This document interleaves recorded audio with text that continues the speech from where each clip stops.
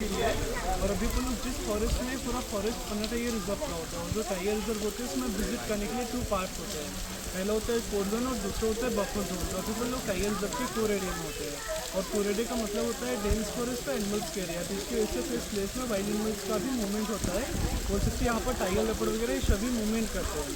और जो tiger reserve का कोर एरिया है करीब 576 स्क्वायर किलोमीटर का होता है। और जो पूरा पन्ना टाइगर रिजर्व है पूरा विंध्याचल माउंटेन में बसा हुआ है। इस जगह में 2 वाटरफॉल्स होते हैं। फर्स्ट रनिंग वाटरफॉल होता है, ये हाईवे क्रूज सेट से रेन वाटर फ्लो करके आता है। जो बारिश टाइम में छोटे गड्ढों में पानी स्टोर रहता है वो रिलीज होकर के आता है, और इसका पानी नीचे इस वाटर बॉडी में मिलता है। आप लोग अगर ये वाटर बॉडी टॉप से नोटिस करते हैं तो ऊपर से आपके हार्ट के शेप में दिखाई पड़ेगा, लुक्स लाइक का हार्ट से।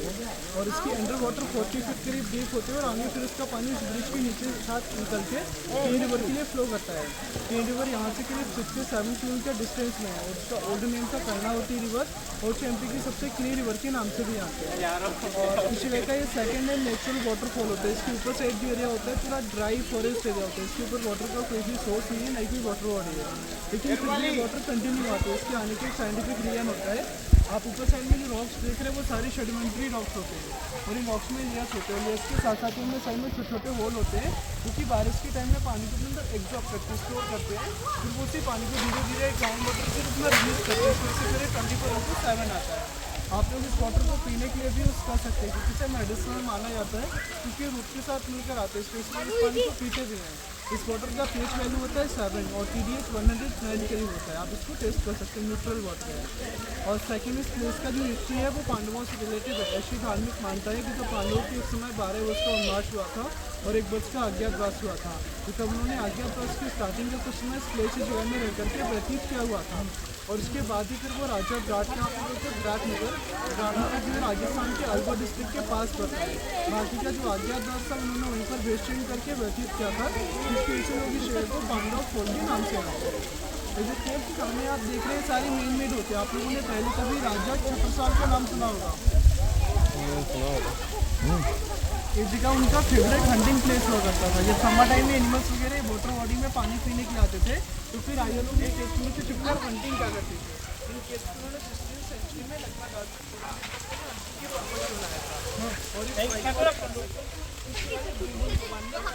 डेवलप किया गया था। इस बिल्डिंग को एक सेफ्टी पर्पज के उनके हिसाब से डेवलप किया गया था। अचानक के एनिमल्स अगर इस जगह में मूवमेंट करता है तो जो टूरिस्ट है उसमें सेफ हो सकते हैं। ऊपर आप जो 5 राइट की वो टेम्पल है, वो 5 और उनके बगल में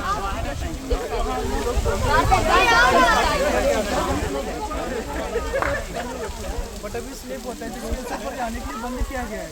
और पांडवों ने जिस जगह पर थोड़ा टाइम रह के स्पेंड किया है या व्यतीत किया है, वहाँ पर उन्होंने शिव जी का शिवलिंग जरूर स्थापित किया है। तो शिवलिंग के अनुसार लोग बोलते हैं कि पांडव इस जगह में आ चुके हैं। बाकी यहाँ तक जैसे एविडेंस या प्रूफ नहीं है कि पांडव आए भी थे या नहीं भी आए थे। आप लोगों ने पार्किंग में एक स्टैचू नोटिस किया, वो फ्रीडम फाइटर चंद्रशेखर आजाद जी का लगा हुआ है।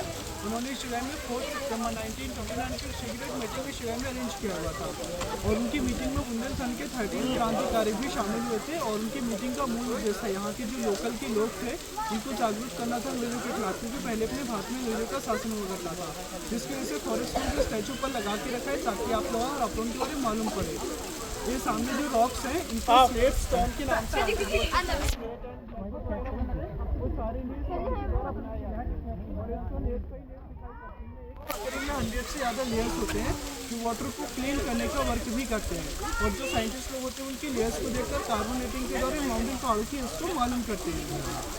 ये वाइट वाला जो प्लांट दिख रहा है सामने रेलिंग के जस्ट इस साइड लगा, इसमें एक भी लीव्स नहीं है।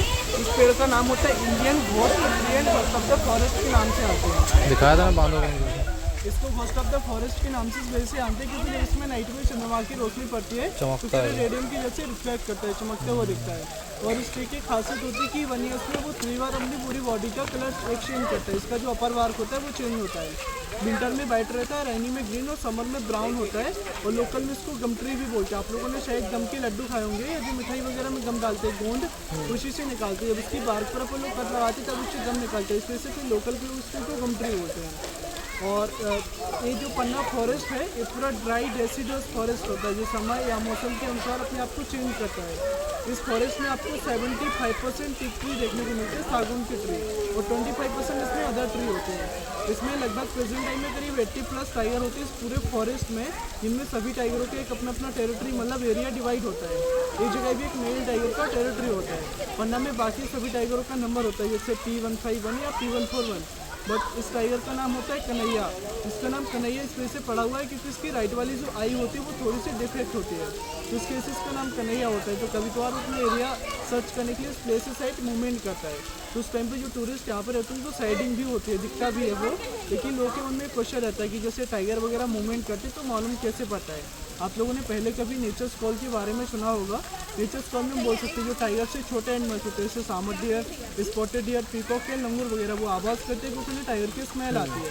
तो उस आवाज़ के कारण हम लोग को मालूम पड़ता है कि यहाँ पर कोई वाइल्ड एनिमल्स का मूवमेंट है, तो आप लोग की जगह से सेव करके बाहर निकाल दिया जाता है। और 2009 में पन्ना में एक भी टाइगर नहीं थे। उस टाइम पे सारे पोचिंग मतलब शिकार की वजह से ख़त्म हो चुके थे। तो उस टाइम पे यहाँ पे फील्ड डायरेक्टर थे मोती सर, उनके द्वारा बांधवगढ़, कान्हा, पेंच और भोपाल के वन विहार से टोटल 7 टाइगर यहाँ पे लाए गए थे, जिन्होंने फिर यहाँ पर धीरे धीरे सर्वाइव करना स्टार्ट किया और आज उनकी पॉपुलेशन यहाँ पर 80+ होती है। और इसमें सफारी के लिए टोटल 5 जोन होते हैं विजिट करने के लिए, जिसमें से 3 होते हैं कोर एरिया के और 2 होते हैं बफर एरिया के। जो कोर एरिया रहता है मानसून टाइम उसको 3 मंथ के लिए क्लोज कर देते हैं, क्योंकि उस टाइम एनिमल्स का मीटिंग टाइम रहता है और रास्ते भी खराब रहते हैं, तो कोर एरिया बंद कर देते। 30 जून से लेकर 30 सितंबर तक कोर एरिया बंद रहता है, बट बफर एरिया चालू रहता है। बफर एरिया में 3 शिफ्ट में सफारी होती है, मॉर्निंग, इवनिंग और नाइट सफारी होती है। नाइट में मोस्टली जो नॉक्टर्नल एनिमल्स होते हैं जैसे leopard, sloth bear, hyena, Indian shift के चांसेस ज़्यादा रहते हैं, बट टाइगर जो होते हैं मोस्टली अर्ली मॉर्निंग और लेट इवनिंग मूवमेंट करते हैं, इस वजह से मॉर्निंग और इवनिंग की सफारी में ज़्यादा स्पॉट होते हैं। और इस फॉरेस्ट में कुछ पॉइंट ऐसे हैं जिसमें आपको इंडिया के सबसे ज़्यादा जो वल्चर हैं, गिद्ध हैं, उसी टाइगर रिजर्व में देखने को मिलते हैं। यहाँ पे टोटल 7 स्पीसीज़ के वल्चर स्पॉट होते हैं, जिसमें से 4 रेसिडेंट होते हैं और 3 माइग्रेटरी होते हैं, जो ज़्यादातर यहाँ पर विंटर में माइग्रेट करके आते हैं और हिमालय से आते हैं और वापस मार्च में फिर माइग्रेट करके हिमालय पहुँच जाते हैं। और जो वर्ल्ड का सबसे तेज़ फ्लाई करने वाला बर्ड होता है, इसका नाम होता है पेरेग्रीन फाल्कन।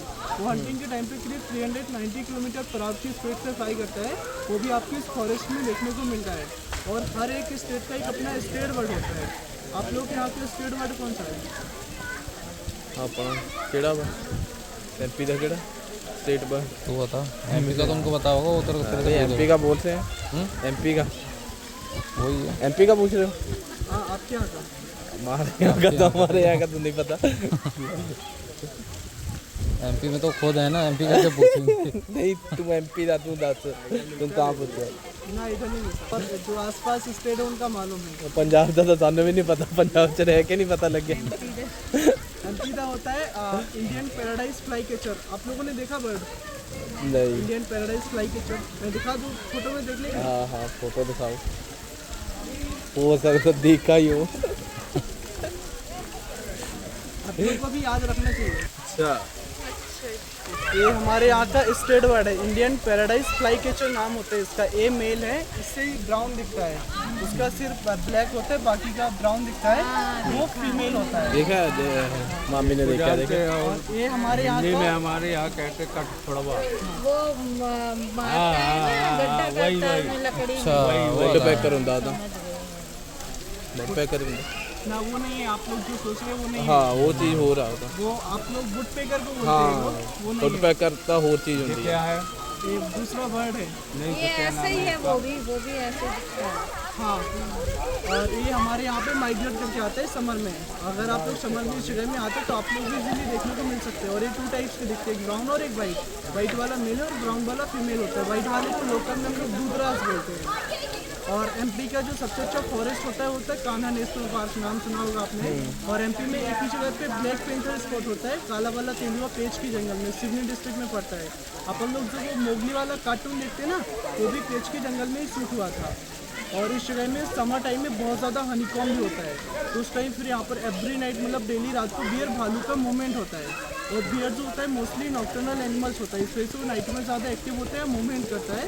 और उसका जो बेस्ट फूड होता है हनीकॉम्ब, उनको खाने के लिए ये वाइट वाले प्लांट पे आपको जो स्क्रैचेस क्रॉस टाइप के दिख रहे हैं, ये सारे बियर भालू के नाखून के निशान होते हैं, बियर के नेल्स के स्क्रैच होते हैं। उन पर क्लाइंब करते हैं, ऊपर इनमें कुछ हनी के छत्ते लगते हैं गर्मियों में उनको खाने के लिए। और एक किनारे में सारे वाइट वाले सारे बड़े बड़े प्लांट, ये सारे अर्जुन ट्री होते हैं। टर्मिनालिया अर्जुना इनका बॉटनिकल नेम होता है। इस पेड़ की जो बार्क होती है उससे मेडिसिन बनाई जाती है, अर्जुना रेस्ट करके। अर्जुन छाल कहते हैं अपने। इसका उपयोग लोग हार्ट पेन, सुगडातिस, कोलेस्ट्रॉल एंड बीपी वगैरह के लिए यूज़ करते हैं। अंदर साइड भी देख सकते हैं, चल रहा है अंदर।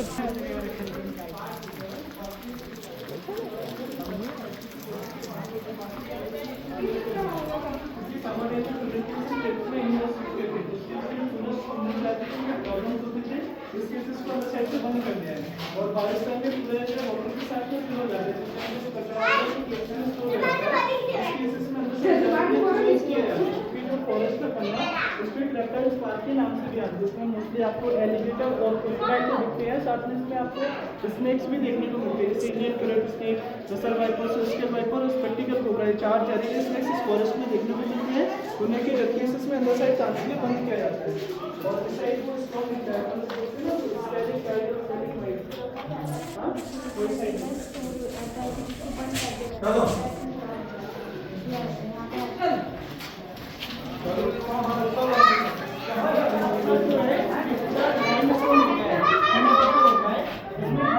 वाटर रिलीज होता है तो साथ में यहाँ से कैल्शियम भी डिपॉजिट होके आता है, तो कैल्शियम की वजह से फॉर्मेशन बनती है, पत्थर धीरे नीचे की ओर बढ़ती है, उसको बोलते हैं स्टैलेक्टाइट।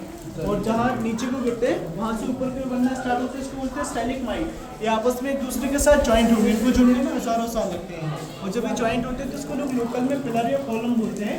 ये लाइमस्टोन की बनती है और आइस की भी होती है। जो आइस के होते हैं कुछ टाइम के लिए होते हैं और ये लाइमस्टोन वाले परमानेंट के होते हैं।